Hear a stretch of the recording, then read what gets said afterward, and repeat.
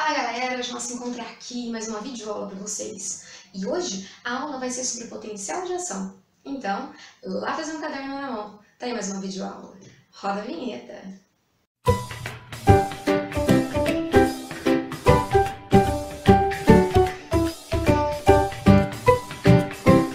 Voltando aqui para o estúdio de gravação, vamos entender aí como é que funciona o potencial de ação. E para isso é bem simples. Vamos acompanhar através de imagens aqui.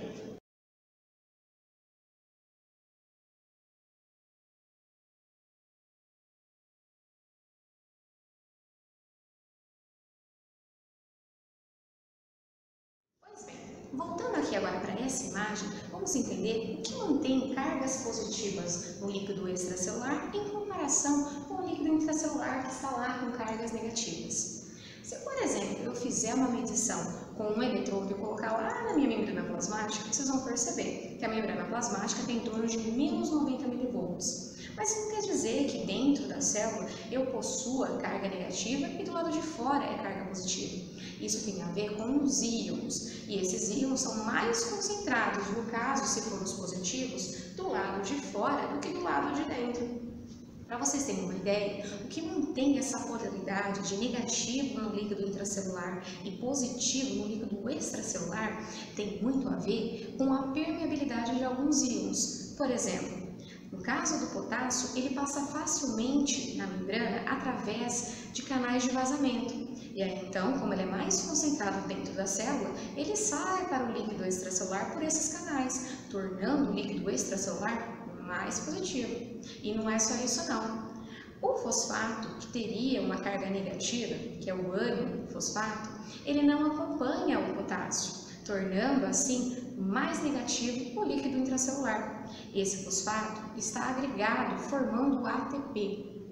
Pois bem, do lado de fora, que é o líquido extracelular, eu tenho uma predominância em íons sódio, em ânions cloro e também em cátions do tipo cálcio, Ca2+. Isso tudo aqui no líquido extracelular, o que vai me garantir um potencial positivo do lado de fora da membrana quando comparado à sua porção interna. Então, ao colocar um eletrodo ali, fizer a medição da membrana, vocês vão observar que o potencial eletroquímico aí, potencial de repouso da membrana plasmática vai girar em torno de menos 90 mV.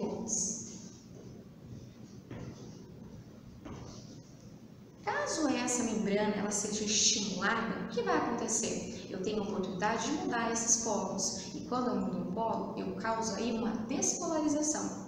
O principal fator disso seriam, no caso, os ligantes, que vão se ligar a canais de sódio, permitindo a sua entrada, até que o potencial de ação ou potencial de repouso, ele alcance uma porção limiar aí, que vocês já vão entender qual seria esse ponto limiar. Para isso, então, vamos pensar que essa membrana seja estimulada e nesse estímulo eu permita a abertura de canais de sódio.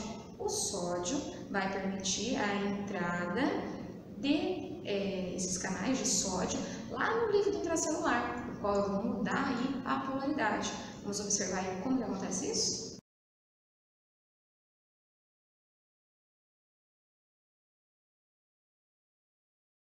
Pronto, suponha que essa célula tenha sofrido uma estimulação através de um ligante. Por exemplo, esse até um neurotransmissor, se eu levar em consideração aí uma fibra muscular ou mesmo um próximo neurônio.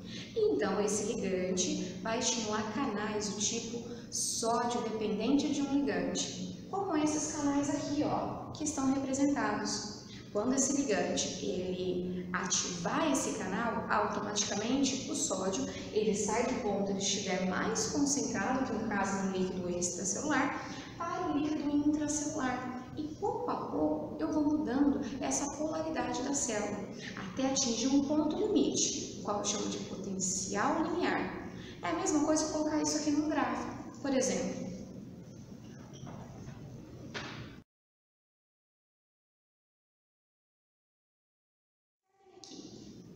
nesse caso aqui, quando eu estimular essa membrana celular, nesse momento eu vou estar abrindo os canais sódio dependente de um ligante, que pode ser um neurotransmissor, enfim. vai acontecer com esse sódio? O sódio que está no meio mais concentrado, lá no líquido extracelular, vai começar a entrar no líquido intracelular, mudando pouco a pouco a polaridade dessa célula. Se eu for colocar isso no gráfico, observa dessa forma. Menos 90 milivolts é o potencial de membrana, por exemplo, de um neurônio. Quando ele for estimulado, ele tem que alcançar um potencial limiar. O que quer dizer esse potencial limiar? É o potencial aí limite, onde eu vou garantir que eu vou ter um potencial de ação. Caso esse potencial limiar seja inferior, no caso aqui, ó, menos 55 milivolts, o potencial de ação não vai acontecer. Então, esse período, que vai do menos 90 a menos 55, onde pouco a pouco a polaridade da célula está mudando, eu chamo aí de potencial limiar. Potencial limiar é aquele aonde eu preciso ter um potencial máximo ali para que aconteça um potencial de ação. Tem que dar um estímulo a esse neurônio. E no caso aqui, esse seria menos 55 milivolts. Se, por exemplo, eu aplicasse um estímulo ali de menos 65 milivolts, esse potencial não aconteceria. Por quê? Porque eu preciso de um limite, eu tenho que ter uma estimulação ali, que no caso é menos 55, e menos 65 é inferior a menos 55. Caso eu coloque, por exemplo, um estímulo aqui de menos 45, como menos 45, lembra da regrinha da matemática aí, menos 45 é mais positivo do que o menos 55. Então, se eu aplicar menos 45 ali, automaticamente o potencial de ação vai acontecer, porque é a quantidade limite que eu preciso de estímulo aí. Portanto, esse pedacinho aqui eu chamo de potencial linear.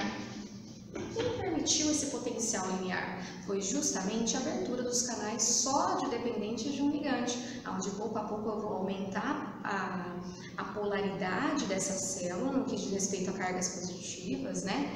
E aí até alcançar um limite. No caso do meu neurônio é menos 55 milivolts. Pois bem, então agora, de fato, eu tenho a energia necessária para que aconteça um rápido potencial de ação, uma mudança brusca aí na polaridade. E quem vai permitir essa mudança brusca na polaridade seriam os canais voltagem independente de sódio, como se eles abrissem de uma só vez e eu passasse do menos 55 para o mais 35 milivolts. Vamos observar como isso acontece?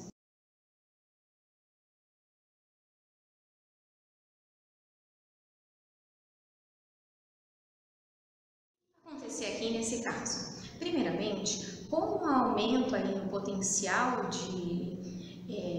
da célula, né, uma mudança aí de cargas, atingindo o potencial linear, que seria aquele potencial limite, para que aconteça de fato o potencial de ação, automaticamente vai se abrir os canais sódio, voltagem independente, no qual eles vão se abrir quase todos de uma única só vez.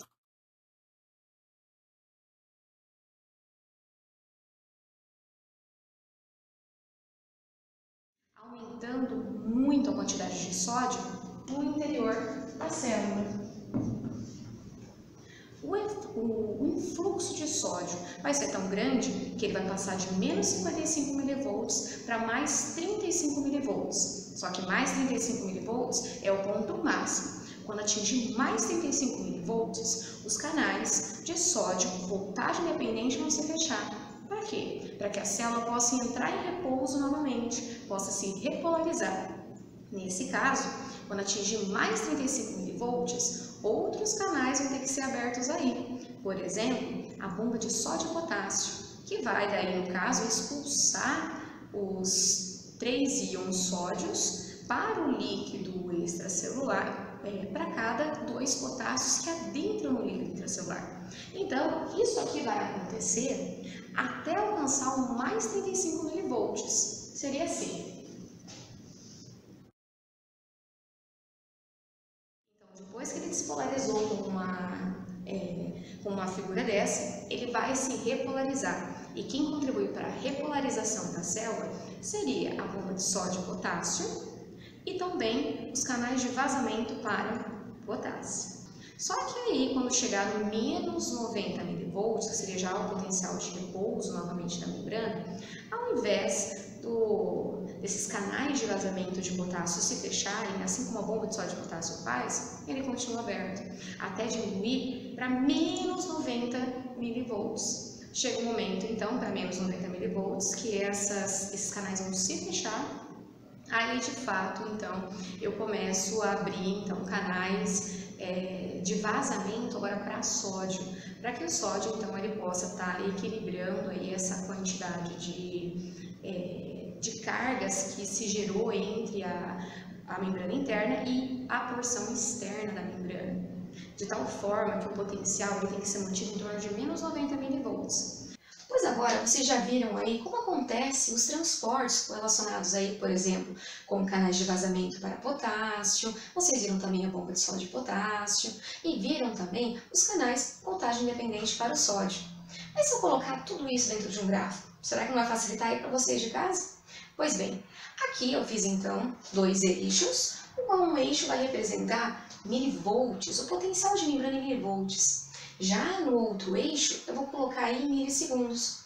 Observem aqui, a célula em repouso ela vai estar girando em torno de menos 90 milivolts. Se eu estimular, pouco a pouco, canais de sódio, ligante dependente, vão ser abertos. De tal forma que, olha só, a voltagem da minha célula vai se alterando. E quando chegar no menos 55 milivolts, aí de fato eu vou estimular os canais voltagem sódio dependente, de tal forma que a polaridade vai mudar de uma forma brusca, onde vai passar de menos 55 para mais 35 milivolts. Esse período eu chamo de despolarização, isto é, a mudança aí de polos no interior da célula. Mas observem só. A célula ela não pode ficar em mais 35 milivolts, porque nós temos que gerar um novo potencial de ação, um atrás do outro, como no caso do efeito dominó. Então, nesse caso, no mais 35 milivolts, perceba que o seu potencial elétrico de membrana cai. E essa caída eu chamo de repolarização. O que seria isso? Eu quero voltar minha célula ao que estava antes, com menos 90 milivolts. Para isso, todos os canais de sódio, voltagem independente, vão ser fechados. E agora eu vou começar a ativar os canais de vazamento de potássio, permitindo que o potássio ele saia do interior da célula e vai para o meio extracelular. Além disso, nós temos, para controlar tudo isso, a bomba de sódio e potássio, que vai liberar muito sódio para o líquido extracelular. E a cada 3 sódios que eu libero para o líquido extracelular, 2 potássios entram.